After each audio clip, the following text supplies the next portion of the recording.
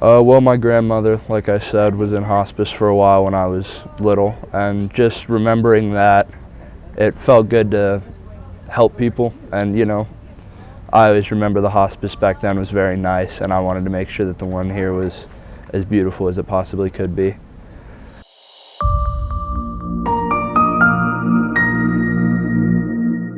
I wanted to make my Eagle Scout project special, so I was wondering if there was something more than just the wind phone I could put in.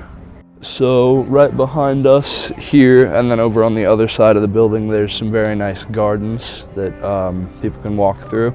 And we were asked by Mr. Otto, facilities manager, to assist him with mulching it. We came with most of the troop. We mulched the whole thing, and then later we installed the wind phone. I had to go home and figure out what a wind phone was. And we obviously went through a couple iterations. We were thinking about maybe doing a large box you could step into, but that seemed a little big to try and make it through and get all the way from my house to here. So we decided on something a little smaller, but something that still, is private and very nice. There's the tree of life on the side. There's a little explanation in a frame up above the phone, kind of explaining what it is and how to use it. And then there's some Japanese symbols on each side of the phone that are prayers for peace and tranquility. And we just thought that was a nice touch to kind of make a callback to the first place these were used. So the wind phone was started in Hiroshima, Japan, when they had a tsunami, and the people were pulled out to sea, and the people found it very therapeutic to talk to their missing or their long gone loved ones on this non-working phone, just to have some sort of closure. I believe there's another one up in Aspen, but I think this is the first one in the Denver area.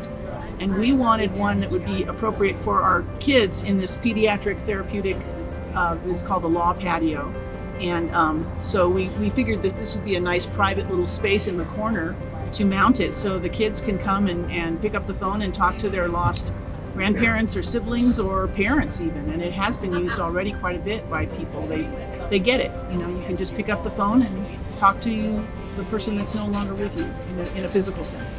A lot of times you think about donations as a financial benefit to the organization, and for hospices, we're so fortunate to have so many different ways for people to give back and provide real value to the organization. This project is going to impact so many kids and families, and so your mindset on wanting to do this for us and how that could differentiate and create a different experience for our kids and families is huge. And so we definitely appreciate and are always very creative of wanting to see what people want to give back to. Sometimes it's their time, sometimes it's their service, something that they're really good at, something that they want to give back to improve the environment at hospice, and we're always very open and willing to consider all different aspects of contributions to organizations. Thank you so much.